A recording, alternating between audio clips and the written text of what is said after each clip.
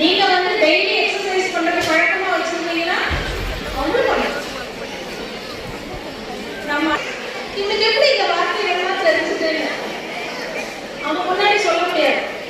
அப்புறமா நானே ஹஸ்பண்ட் உட்காந்து பேசும்போது நான் சொன்னேன், அன்னைக்கு ஏதோ ஒரு கான்வர்சேஷன்ல இந்த வார்த்தையை நீங்க யூஸ் பண்ணீங்க, இன்னைக்கு அந்த வார்த்தை அவங்க நம்ம கிட்ட யூஸ் பண்றாங்க. அவங்க ஏதோ நம்ம பேசுறத கேட்டுட்டு மாட்டாங்க, டிவி பார்த்துட்டு இருப்பாங்க, போன் நோண்டிட்டு இருப்பாங்க, படிச்சுட்டு இருப்பாங்க. ஆனா காது எப்பவுமே எங்க இருக்கும்? வீட்டுல இருக்கிற பெரியவங்க என்ன பேசிட்டு இருக்காங்கன்றதுதான் இருக்கும். ஸோ நம்ம அவங்களுக்கு ரோல் மாடலாகவும் அவங்களுக்கு ஒரு முன்மாதிரியாகவும் இருந்தோம்னா குழந்தைங்க நீங்க விரும்புறதை விட பல மடங்கு உயரத்துக்கு வருவாங்க. They don't like advice, they don't like preaching. அதே தெரிஞ்சுதான் நான் இவ்வளவு நேரம்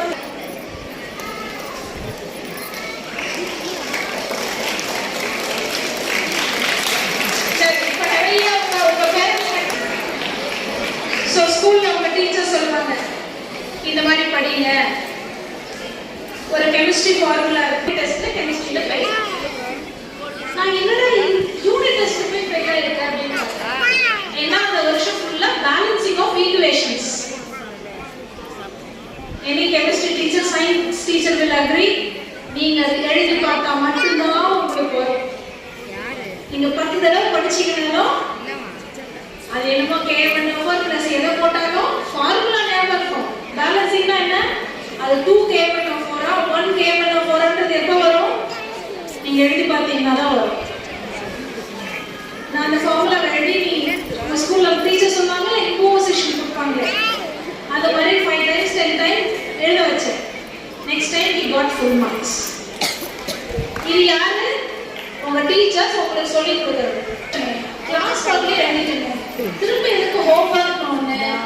இந்த லீவ் விடுற அன்னைக்கு குவார்டர் லீவ், ஹாஃப் இயர்லி லீவ்ல திரும்ப क्वेश्चन பேப்பர் எழுதி பண்றது, இதெல்லாம் எதுக்குன்னு நினைக்கிறீங்க? எல்லாத்துக்கும் பின்னாடி ஒரு காரணத்தோட தான் அவங்க சொல்றாங்க. அவங்க பிளைண்டா நம்புவீங்கன்னா நம்பி செய்யுங்க, இல்லைன்னா அவங்க கிட்ட கேளு என்ன காரணம். அவங்க இந்த டீச்சர்ஸ் தான் உங்களை உருவாக்குற சிற்பிகள். அதனால அந்த வழியை நீங்க தாங்கிறதுக்கு ரெடியா இருந்தாதான் உங்களை ஒரு சிறந்த சிற்பமா அவங்களால உருவாக்க முடியும். நம்ம பழைய குடியரசுத் தலைவர் என்ன சொன்னாங்க? கனவு காண சொன்னாங்க இல்லையா? எல்லாருக்கும் தெரியல உங்களுக்கு. அது என்ன கனவு? நம்மள தூங்க விடாத கனவு. அப்படின்னா என்ன? போன் பார்த்துட்டு நைட் ஃபுல்லா நான் தூங்கல அப்படியா?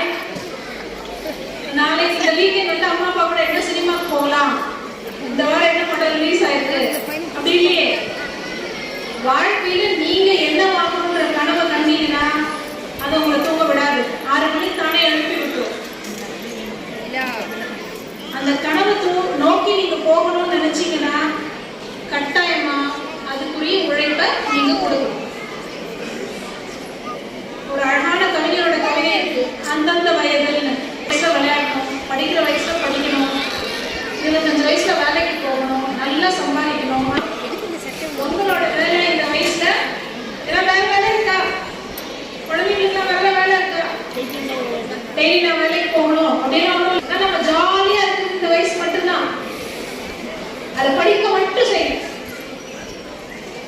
ஏதாவது அம்மா அப்பா கிளாஸுக்கு சரி நினைச்சுன்னா சேர்த்து விடுங்க. உங்க ஸ்கூல்ல எல்லாமே இருக்கு, ரோபோட்டிக்ஸ் இருக்கு, யோகா இருக்கு, என்னென்ன நிறைய இல்லாத விஷயங்களே இல்லை. ஸோ